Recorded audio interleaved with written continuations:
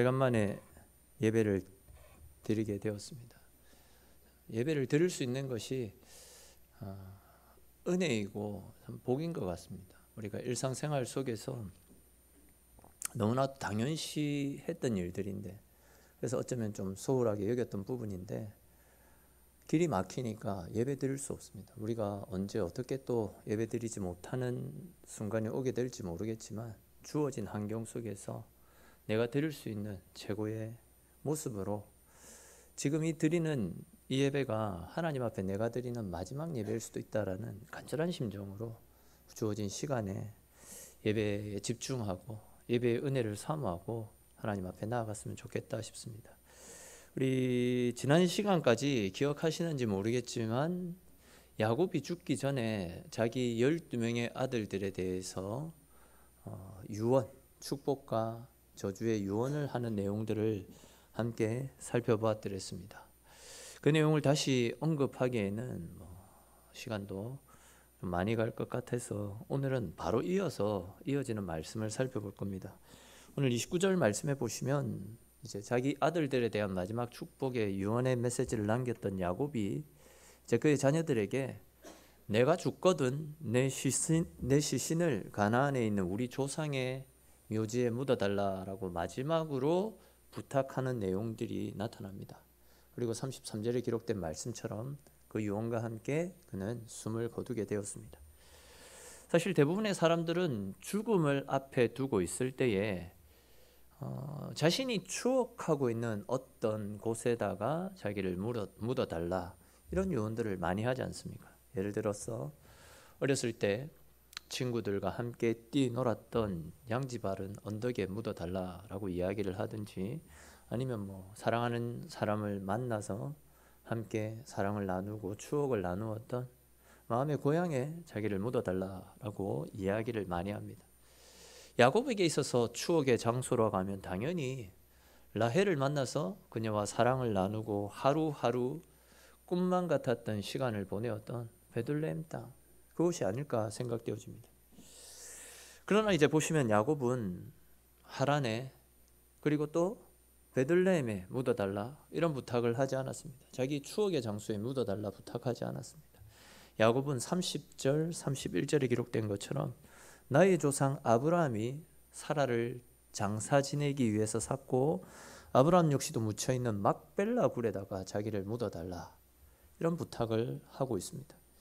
야곱이 이렇게 자신의 추억이나 아니면 특별한 어떤 기억이 있는 곳에 묻어달라 부탁하지 않고 자기 조상들의 묘실에 묻어달라라고 부탁하는 이유가 무엇이겠습니까?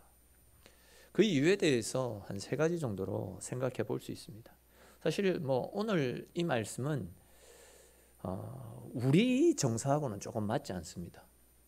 이스라엘 사람들의 정서하고 맞는 이야기고, 이스라엘 백성들에게 있어서 이 말씀은 굉장히 중요한 말씀입니다. 반면에 우리하고는 좀 정서상 조금 동떨어진 느낌이 있어서 말씀이 와닿지 않을 수도 있겠다는 생각이 듭니다. 그러나 한번 집중을 하면서 말씀들을 한번 들어주시면 좋겠습니다.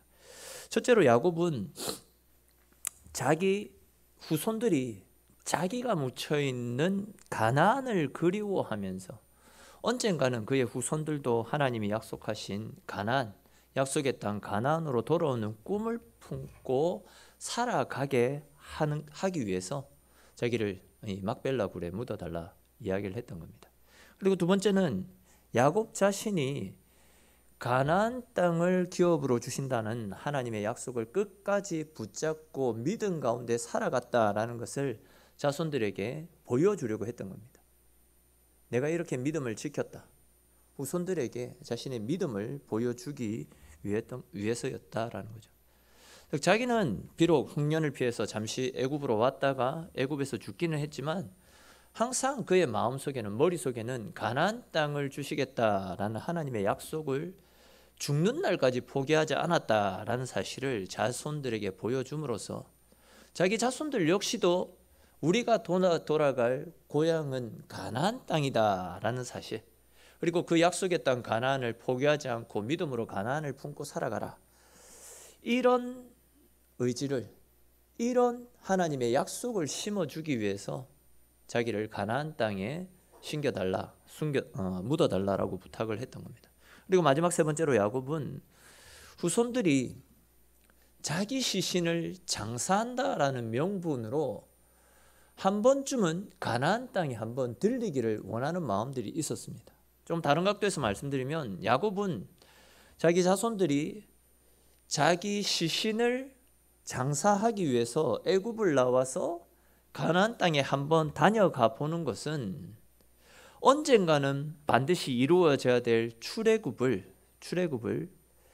가상 훈련처럼 여기게 하기 위해서 막벨라 굴로 자기를 묻어달라라고 부탁을 했던 겁니다. 예를 들어서 우리가 언젠가는 가나안 땅에 가야 된다라고 머릿속으로 생각만 하는 것과 가나안 땅에 한번 직접 다녀와 보는 것 사이에는 엄청난 차이가 있지 않습니까? 백문이 불여일견이라고 말로만 가나안 땅에 가야 된다, 우리가 가야 될 고향은 가나안 땅이다, 이렇게 계속 듣는 것보다도 한번 가서 가나안 땅이 어떠한 곳인지, 우리가 가나안 땅에 가기 위해서는 어떤 지형을 거쳐야 되고 또 어떤 난간을 뚫고 이곳에 가야 되는지 모의 훈련처럼 한번 갔다 오는 것과 갔다 오지 않는 것과는 차이가 있지 않습니까?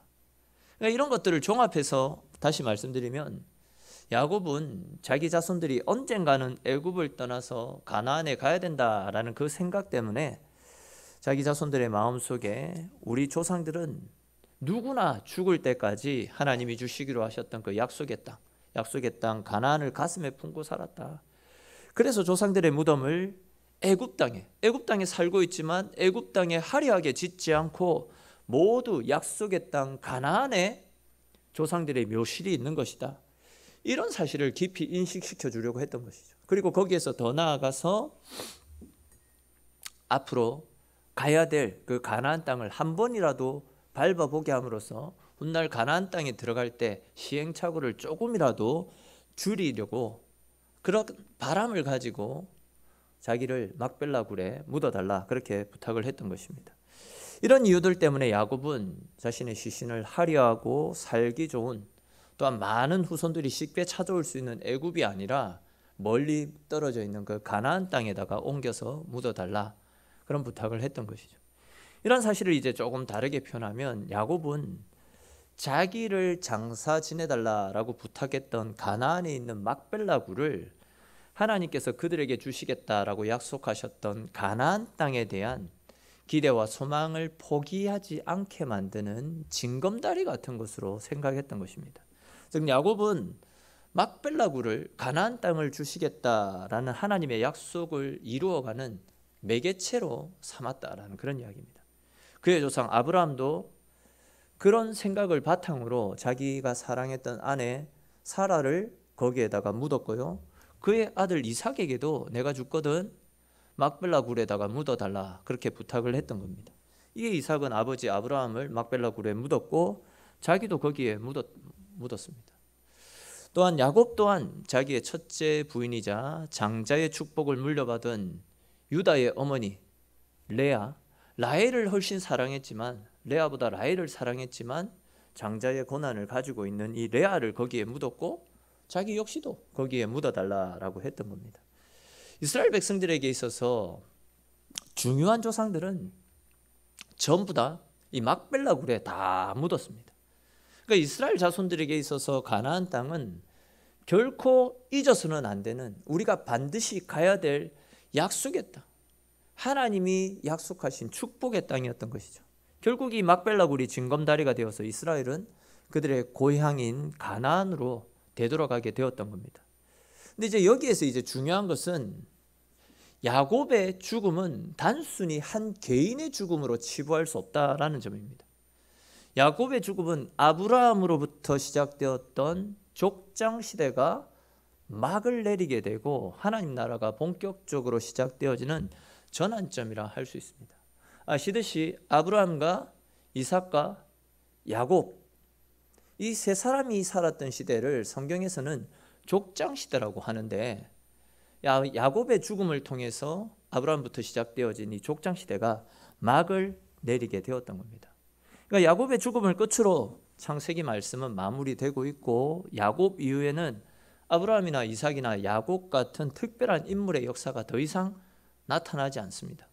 그리고 이제부터는 한 개인의 역사가 아니라 이스라엘이라고 하는 한 집단, 이스라엘이라고 하는 한 집단이 하나님과 관계를 맺고 하나님이 어떻게 그 이스라엘 백성들을 구원해 가시고 또한 어떻게 하나님 나라를 세워 가시는지 이런 일들을 초점으로 해서 이스라엘의 역사를 이제부터 쭉 보여주게 됩니다. 그런 이유 때문이죠. 오늘 본문은 야곱의 죽음과 장례식을 아주 특별하게 다루고 있는데, 이렇게 야곱의 장례식을 특별하게 다루는 것은 야곱의 아들 요셉이 총리라고 하는 높은 직분을 이용해서 아버지의 장례를 성대하게 치루었다, 이것을 보여주기 위해서가 아닙니다. 즉 야곱의 영향력을 보여주기 위해서가 아닙니다. 이제 족장시대가 끝이 난다라는 사실을 보여주는 것입니다. 이렇게 이제 족장시대가 막을 내리는 이 시점에서 우리가 생각해 봐야 될 것이 있는데, 족장시대의 특징과 이 족장시대의 마지막 족장이었던 야곱이 가진 신앙의 특징이 무엇인가 하는 점입니다. 과연 여러분, 이 족장시대, 이 족장들이 가지고 있는 신앙의 특징이 무엇이겠습니까? 첫 번째는 그들은 아무것도 보장된 것이 없는 이방 땅에서 오직 하나님 말씀 하나, 오직 하나님 말씀 하나만 붙들고 믿음의 삶을 살았다라는 겁니다. 하나님은 아브라함에게 그를 도울 수 있는 사람들이나 가족들이나 오랫동안 살아왔던 삶의 터전을 다 떠나서 보장된 것 하나 없는 가나안 땅으로 가서 오직 하나님 말씀 붙잡고 살아가라. 내가 너에게 지시할 땅으로 가라. 너의 친척, 본토, 아비 집을 떠나서 내가 너에게 보여준 땅으로 가라. 이렇게 말씀을 하셨습니다. 그리고 아브라함은 말씀을 따라 살았습니다. 학벌도 없고 돈도 없고 직장도 없고 10,000원짜리 한 장 빌릴 수 있는 사람도 아무도 없는 곳에서 아브라함은 진짜 오직 하나님 말씀 붙잡고 살아갔던 겁니다. 그러니까 여러분, 아무것도 없는 상황 속에서 오직 말씀만 붙잡고 살아가는 것이 믿음이지, 모든 것이 다 갖춰져 있는 상황에서 교회에 왔다 갔다 하는 것, 진정한 믿음이라고 이야기하기가 어렵습니다. 다들 공감하시겠지만 아브라함이나 이삭이나 야곱은요, 진짜 정적인 신앙을 가진 사람들이 아니었습니다. 다르게 표현해서 이들은요, 쉽게 편안하게 신앙생활을 했던 사람들이 아니다라는 겁니다. 아브라함은 심한 흉년을 겪었고 주위 나라들이 전쟁에 빠지는 것을 봤습니다. 전쟁통에 자기 조카를 잃어버렸고 그 조카를 뒤쫓기 위해서, 되찾기 위해서 군사를 모아서 전쟁터로 목숨을 걸고 뛰쳐나갔습니다. 또한 자기가 살고 있던 땅 바로 옆에 도시 소돔과 고모라가 불심판을 받아서 멸망하는 것도 목격했습니다. 이삭은 또 어떻습니까? 어렵게 팠던 우물들을 그곳 본토민들이 와가지고 계속해서 빼앗아가지 않았습니까? 몇 번씩이나 우물 때문에 살벌한 전쟁을 벌였고 그 우물 때문에 쫓겨나는 삶을 살았더랬습니다. 야곱은 형의 분노를 사서 외삼촌 집으로 야반도주를 했고 거기에서도 20년 동안 타향살이를 계속해서 했습니다. 외삼촌으로부터 착취를 당했습니다. 자기가 가장 사랑하는 아들이 죽은 줄 알고 평생을 살았더랬습니다. 또한 딸이 세겜 땅의 추장 아들에게 몹쓸 짓을 당했습니다. 그것 때문에 자기 아들들이 세겜 사람들을 전부 죽이는 바람에 가나안 사람들의 진노를 사서 또 도망치는 삶을 살았습니다. 그러다가 심한 흉년이 들어서 가족들을 거느리고 애굽에 피난 오는 그런 삶을 살지 않았습니까? 이처럼 이 족장 시대를 살았던 이 족장들은 평생 동안 싸웠습니다. 그리고 쫓겨다녔고 죽음의 위기와 맞서는 삶을 살았습니다. 그런데 보시면 그들은 살아남았습니다. 그런 위기 가운데 죽지 않고 살아남았습니다.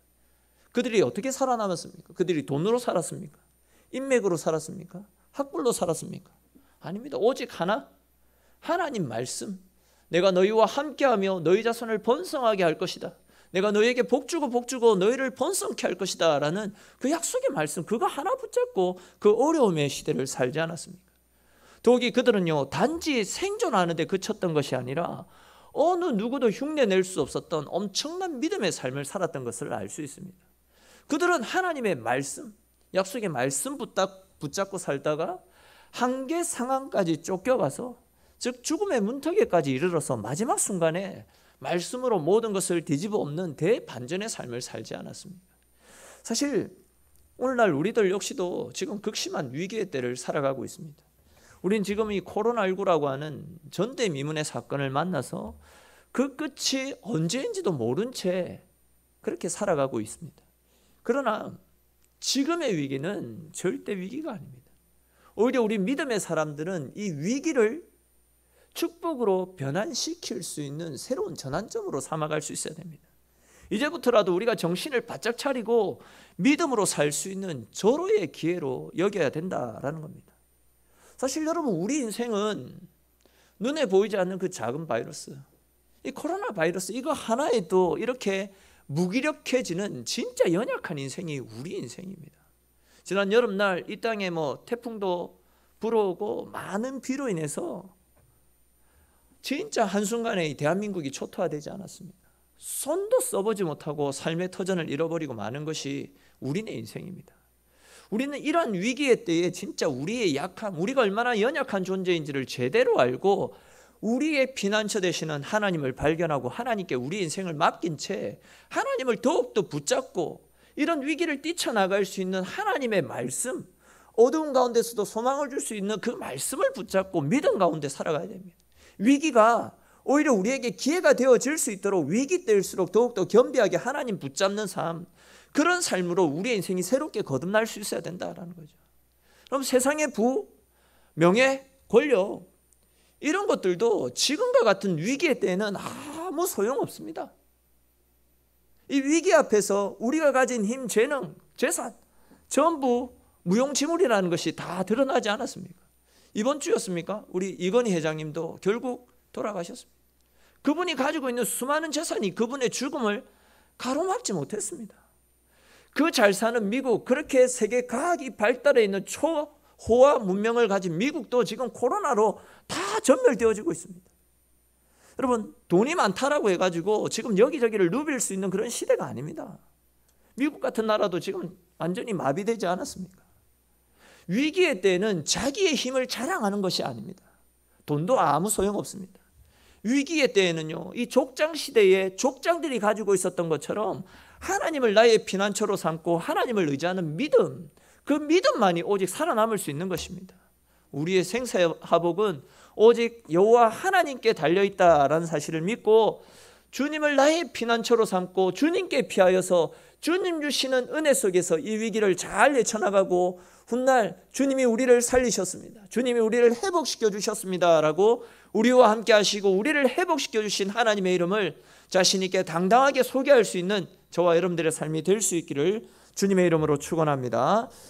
또 이제 족장들이 가지고 있었던 신앙적 특징 두 번째는, 족장들은 가나안 사람들과의 관계에서 때로는 좋은 관계도 있었고 때로는 갈등의 관계도 있으면서 평행선을 그으면서 달려왔다라는 사실입니다.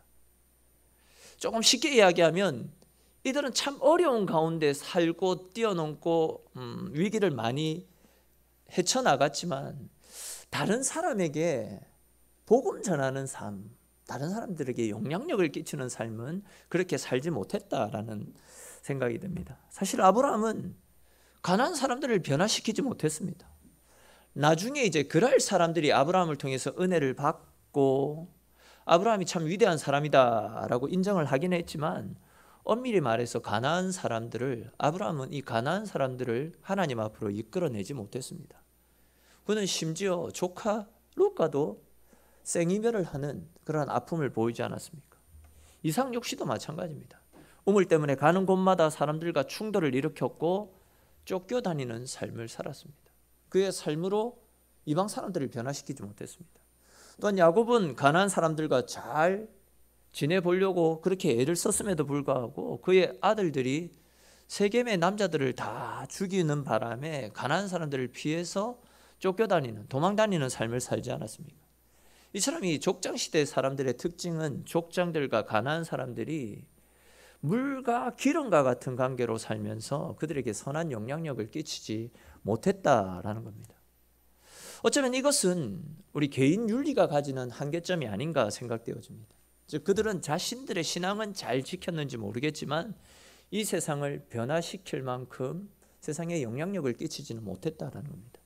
족장들의 삶이 성경에는 이렇게 중요하고 위대하게 기록되어 있지만 그 당시에 가난한 사람들에게 있어서만큼은 거의 기억이 되지 않을 정도로 미미한 삶을 살았다라는 겁니다.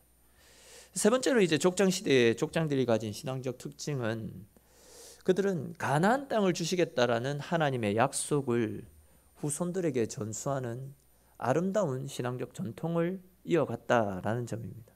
30절 31절에 보시면 야곱은 자기의 아들들에게 아브라함 때부터 가나안 땅 막벨라 굴에 장사되었던 자기 조상들에 대해서 열거하는 것이 나타나고 있습니다. 야곱이 이와 같이 막벨라 굴에 대해 자세하게 설명하는 것은 자기 자녀들이 이 땅이 가지고 있는 영적인 의미를 기억하고 깨닫기를 바랬던 마음 때문입니다. 즉 조상들이 하나님이 주시겠다라고 약속하셨던 가나안 땅에 대한 믿음을 가지고 소망 가운데 죽음을 맞이했다라는 사실을 가르쳐주고 또한 후손들 역시도 조상들이 가진 이러한 신앙을 이어갔으면 하는 그런 바람들을 가지고 있었다는 거죠. 아마 야곱도 막벨라 굴에 대한 정보를 자기 아버지 이삭으로부터 들었을 것입니다. 야곱은 자녀들이 자신과 같이 조상들의 신앙을 이어받아 막벨라 굴을 기억하기를 원했던 것입니다. 즉 가나안 땅에 대한 하나님의 언약과 소망을 전수하기를 원했다라는 겁니다. 그렇습니다, 여러분. 이 신앙을 가진 부모라고 한다면 신앙을 가진 부모의 가장 큰 의무와 책임은 자녀들에게 우리가 가지고 있는 신앙을 전수해 나가는 것입니다. 만일 자녀에게 신앙을 전수시키지 못한다라고 한다면 그 사람은 한 사람의 신앙인으로서 뿐만이 아니라 부모로서도 가장 중요한 의무를 제대로 감당하지 못하는 그런 잘못을 범하는 것이 아닐까 싶습니다. 여러분, 나는 과연 하나님이 우리에게 맡겨주신 이 신앙을 전수하는 일들에 얼마나 열심을 다하며 살아가고 있습니까? 교회에서 볼 수 있는 가장 아름다운 모습 중에 한 가지가 대를 이어서 성실하게 믿음을 유지하고 믿음을 이어가는 것이 아닌가 생각되어집니다. 앞에 교회를 섬길 때 은퇴하신 장로님이신데 지금은 돌아가신 분이십니다. 근데 이제 그분의 집에 신방을 가게 되면 항상 부탁하시는 기도 제목 중에 하나가 우리 아들의 믿음이 더욱더 깊어져서 교회 장로로 세워질 수 있게 해달라고 기도 부탁합니다. 또한 손주들 역시도 믿음 생활 잘해서 자손 대대로 예수 잘 믿고 우리 집안이 믿음의 명문 가정으로 세워질 수 있게 해달라고 계속해서 기도해달라는 그런 부탁을 하시더라고요. 실제로 대를 이어서 장로가 되고 또 권사가 되고 교회를 섬겨가는 분들을 보게 되면요, 그것이 굉장히 부럽고 굉장히 보기 좋습니다. 그 신앙의 대를 이어가기 위해서 얼마나 많이 기도했겠습니까? 또 자녀들에게 자손들에게 본이 되기 위해서 얼마나 또 희생하는 삶을 살았겠습니까? 그런 기도에 눈물이 뿌리를 내리고 또한 삶이 그들에게 본이 되어졌기 때문에 자녀들에게도 기이한 믿음의 열매를 맺히게 되는 것 아니겠습니까? 믿음의 후손으로서 그런 분들을 보게 되면 참 부럽습니다. 참 대단하다라는 생각이 듭니다. 사람이 보기에도 이렇게 아름답고 대단하다라는 생각이 드는데 하나님께서 그런 믿음의 유산을 이어가는 그 가정을 보시면 얼마나 크게 기뻐하시겠습니까? 저와 여러분들의 가정이 예수 그리스도를 믿는 믿음 안에서 하나 되어져서 주님 오시는 그날까지 우리에게 허락하여 주신 믿음, 내게 허락하여 주신 이 십자가의 사랑을 우리가 굳게 붙잡고 내가 받은 사랑들을 우리 후손들에게 나누기 위해서 아름다운 신앙의 모습들을 자손들에게 이어가는 거룩하고 복된 믿음의 명문 가정으로 세워질 수 있기를 주님의 이름으로 축원합니다. 이어지는 이제 33절 말씀에도 보시면 야곱이 이제 아들들에게 유언을 마치고 결국은 그의 백성들에게로 돌아갔다라는 말씀이 나타납니다. 이는 야곱의 죽음이 고통과 괴로움 중에 임하지 않고 평안 가운데 임하였다라는 것을 보여주는 말씀입니다. 야곱의 인생은 우리가 잘 알고 있듯이 굉장히 험난한 인생 아니었습니까? 굉장히 괴롭고 힘들고 고통의 세월이었습니다. 그렇지만 그는 말년에는 죽은 줄로만 알았던 자기 아들 요셉도 찾았고요, 그 또한 그의 품에서 평안한 죽음을 맞이하지 않습니까? 자기가 가장 사랑했던 아들 품에서 죽음을 맞이했습니다. 이는 그가 험난한 삶의 여정 가운데서도 하나님을 배반하지 않고 끝까지 하나님을 의지하고 따랐던 그의 삶에 대한 하나님의 보상, 하나님의 축복이었다라고 해도 과언이 아닙니다. 여러분, 지금 우리는 어떤 삶의 여정을 걸어가고 있습니까? 내 삶은 평안합니까? 아니면 내 삶이 미래에 대한 염려와 걱정으로 불안 가운데 있지는 않습니까? 혹시 험난한 길로 인해서 낭만 가운데 있지는 않습니까? 중요한 문제는 우리 인생길이 평탄하냐, 평탄하지 않느냐, 여기에 있지 않습니다. 오히려 그 가정 속에서 우리가 얼마나 하나님을 의지하고 동행하며 하나님을 믿는 믿음으로 살아갔느냐, 이것이 중요한 것 아니겠습니까? 주님과 동행하는 사람은요, 죽음을 맞이할 때에 주님 품에 안기게 되기 때문에 주님이 내 영혼을 책임져 주시고 내 영혼을 하나님 앞으로 이끌어 가실 것이다라는 확신이 들기 때문에 죽음 앞에서도 두려워하지 않습니다. 겁먹지 않습니다. 그러나 이 세상에서 평안하고 풍족한 삶, 넉넉한 삶을 살았다 할지라도 주님과 동행하지 않는 인생은 두려움과 괴로움 속에서 죽음을 맞이할 수밖에 없습니다. 죽음에 대한 염려, 공포, 불안 때문에 내 이제 죽고 나면 내 인생은 어디로 갈까 하는 그런 불안 때문에 하루하루 불안해서 견딜 수가 없는 것입니다. 그것은 죽음 후에 심판을 두려워하기 때문 아니겠습니까? 우리는 주님과 동행함으로 장차 야곱과 같이 평안한 죽음을 맞이하는 복된 삶이 되어져야 될 것입니다. 사랑하는 성도 여러분, 죽음은 그 어느 누구도 피할 수 없습니다.